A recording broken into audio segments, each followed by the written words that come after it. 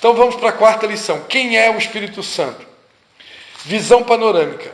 Sendo uma das três pessoas da Santa Trindade, o Espírito Santo é eterno e a sua obra opera desde a eternidade. Na história da humanidade, a sua obra está presente desde a criação até os dias de hoje. Nem sempre é possível, porém, distinguir com exatidão as obras realizadas pelo Espírito, das do Pai e do Filho. Em outras palavras, podemos dizer que as operações divinas têm origem no Pai, são executadas pelo Filho e se fazem desfrutar por meio do Espírito Santo. Lançando uma visão panorâmica sobre a obra do Espírito Santo em relação à humanidade, podemos destacar suas operações a partir do período do Antigo Testamento, também no Novo Testamento e no Milênio. E neles verificamos a prática específica em pessoas, congregações, povos, nações e natureza. O Espírito Santo no Antigo Testamento e na criação. O Espírito Santo atuou como agente da criação. Salmo 104, 30 diz, envias o teu Espírito e eles são criados, e assim renovas a face da terra. Em Jó 33, 4, o Espírito de Deus me fez, e o sopro do Todo-Poderoso me dá vida. No relato da criação, a palavra hebraica, bara, que significa criar do nada, é usada apenas 3 vezes. Quando Deus criou os céus e a terra, em Gênesis 1:1, quando Deus criou a vida animal, em Gênesis 1:21, e a vida humana, em Gênesis 1, do 27 ao 28. Nestes casos, a palavra Deus é traduzida por Elohim, que significa Deus, na pessoa do Pai, Filho e do Espírito Santo. Em Gênesis 1, do 1 ao 2, diz que no princípio criou Deus os céus e a terra estava sem forma e vazia, lembrando que essa palavra era, no original em hebraico, significa veio a ser. Né? Já gravaram, né? Então Deus não criou a terra sem forma e vazia. Deus criou tudo perfeito, mas ela veio a ser sem forma e vazia. Em hebraico, né? Em hebraico. Então, entre Gênesis 1:1 e Gênesis 1:2, tem ali talvez milhares de anos. Né? E ela veio a ficar sem forma e vazia. A gente acredita que foi a queda de Satanás aqui na Terra, com seus milhares de demônios, né? Que causou realmente um impacto, né? Com a Terra, e a Terra foi abalada. Né? E depois, então, Deus disse, haja luz, e ele começou a reconstruir todas as coisas e colocar em ordem todas as coisas. E a Bíblia diz que à medida que Deus liberava a palavra, o Pai e o Filho, porque a Bíblia diz façamos, né? Tudo foi feito no plural, ou seja, o Pai e o Filho atuando. A Bíblia diz que o Espírito pairava sobre a face das águas. Então a gente vê ali o Espírito Santo já atuando junto com o Pai e com o Filho. Então é um trabalho de equipe, né? Então o Espírito se movia sobre a face das águas. Em Gênesis 2:7 diz que formou Deus o homem do pó da terra e o soprou em seus narizes o fôlego da vida. E o homem então foi feito alma vivente. Essa palavra formou em hebraico é a palavra yatsar. A primeira ocorrência no Antigo Testamento está em Gênesis 2, versículo 7, refletindo o significado básico de moldar algo em uma forma desejada. A palavra yatsar é o termo técnico para refletir a palavra oleiro e é usada com relação ao oleiro em trabalho. Isaías 29:16 e Jeremias 18, do 4 ao 6. Isaías 29:16, quero ler, diz assim: vós a tudo perverteis, como se o oleiro fosse igual ao barro, e a obra dissesse ao seu artífice, ele não me fez, e o vaso formado dissesse do seu oleiro, nada sabe.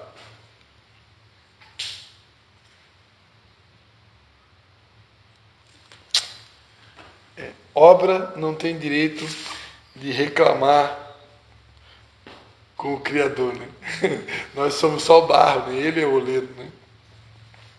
E é esse oleiro que nos deu o Espírito. Em Gênesis 1, 26, a Trindade conversa sobre façamos nós, né? O homem, a nossa imagem, né? Plural, né?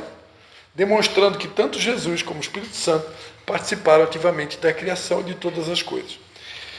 Desde antes da criação e dos tempos, o Espírito Santo, conforme Gênesis 1, 2, já estava presente, né? A Bíblia ressalta a sua atividade entre os homens nos tempos do Antigo Testamento, embora algumas vezes em meio a façanhas e feitos do passado. Então vamos lá. O Espírito Santo no Antigo Testamento, na vida dos profetas Elias e Eliseu, a Bíblia diz que eles ministravam em épocas de crise espiritual nacional.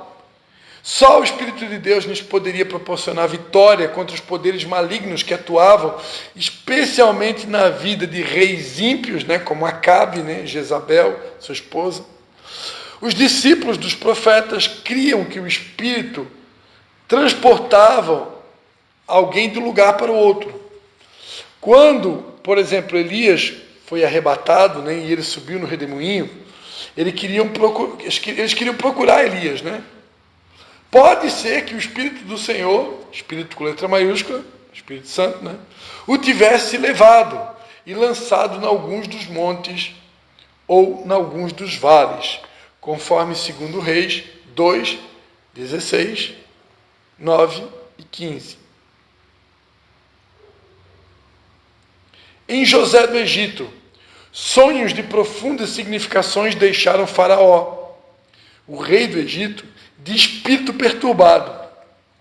Não havia ninguém que pudesse ser capaz de interpretar o sonho de Faraó, conforme Gênesis 41, versículo 8.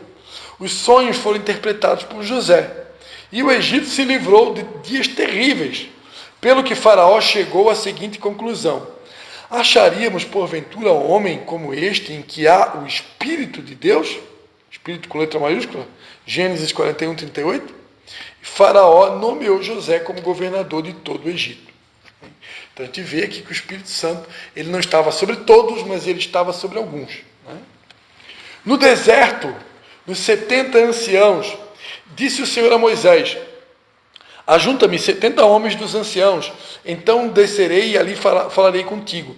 Tirarei do teu espírito que está sobre ti e porei sobre eles, e contigo levarão a carga do povo. Números 11, 16 a 17. E em Números 11, 25, lemos: quando o Espírito repousou sobre eles, profetizavam. Então Deus já havia compartilhado do Espírito dele com Moisés, e Moisés, num determinado momento que ele se sente fatigado pelo peso de tanta responsabilidade de conduzir um exército tão grande, Deus então reparte do Espírito que estava sobre a vida de Moisés sobre mais 70 homens para ajudar Moisés com a carga.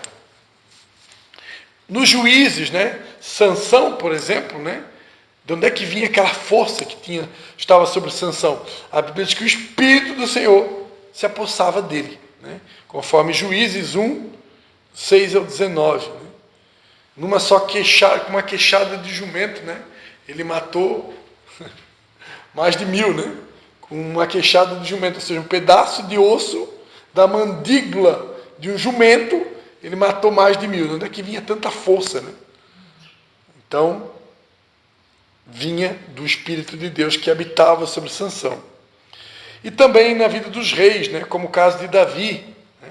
A Bíblia diz em 1 Samuel 16, 13, que quando Samuel ungiu o rei Davi, daquele dia em diante, o Espírito do Senhor, Espírito com letra maiúscula, o Espírito Santo, se apossou de Davi.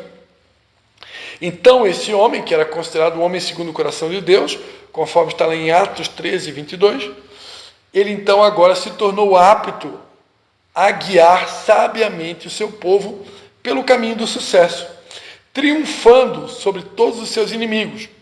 Embora ele fosse novo em idade, o rei Davi, ele era um homem de ideias amadurecidas e atitudes elevadas. Para tanto, ele fora habilitado pelo Espírito de Deus E Davi era consciente disso. Quando ele pecou, por exemplo, ele sentiu que Deus havia retirado o espírito dele. Por isso que ele vai dizer, né, Senhor, torna-me dar o teu espírito. Ele tinha a sensação que Deus tinha tirado o espírito dele, né? Porque ele pisou feio, né? Quando ele cometeu o pecado de adultério, né? Com Batseba, né? Então ele não se conformou, nem seguiu o exemplo de Saul, que procurou se restabelecer por força. Ao contrário, né? Essa é a grande diferença entre Davi e Saul. Saul cometeu um pecado bem menor do que Davi. Só que Saul não se humilhava, né? E Davi estava o tempo todo se humilhando, dizendo, Senhor, tem misericórdia de mim, não tira de mim o teu espírito, torna-me dar a alegria da tua salvação, né? Conforme o Salmo de número 51, e tem o Salmo 32 também, que é um salmo inteirinho de arrependimento. São 2 salmos de Davi inteiros de arrependimento, exclusivo de arrependimento. Lembra que Jesus falou, preguem o arrependimento, né? Tem 2 salmos só de arrependimento, que foram escritos por quem? Davi. Por que Deus certamente considerava ele um homem segundo o coração? Por quê? Porque ele era uma pessoa quebrantada. E ele vai dizer, os sacrifícios para Deus são um espírito quebrantado. A um coração quebrantado e contrito, Deus não desprezará. Essa é a grande diferença entre o joio e o trigo. Jesus disse que nós não podemos tirar o joio, né? Tem que deixar crescer com o trigo. Qual que é a diferença do joio e do trigo? O joio, ele é igual ao trigo. Só que a diferença é que quando vem o vento, o trigo, ele se molda ao vento, né? Ele se dobra. E o joio, ele fica estático, né? Então, quem representa o joio? As pessoas orgulhosas que estão 20 anos dentro da igreja e elas não mudaram nada, absolutamente nada, e só bate cartão e vão para casa e volta e continua igual. É o joio. E Deus... Mas o trigo é aquele que se dobra, né? Aquele que se quebranta, que o Senhor tem misericórdia de mim, que sou pecador, me dá uma nova chance. Amém? Então, como a turma de Canelinha foi até aqui, nós vamos até aqui também, pela aula de hoje, amém? Vamos ficar de pé. Hoje a irmã Doris vai orar para nós e agradecendo a nossa aula. Paramos aqui. Dá tempo, tem mais 5 minutinhos para tomar um cafezinho da Doris. Senhor, queremos te louvar, te agradecer e agradecer o teu santo nome, Senhor.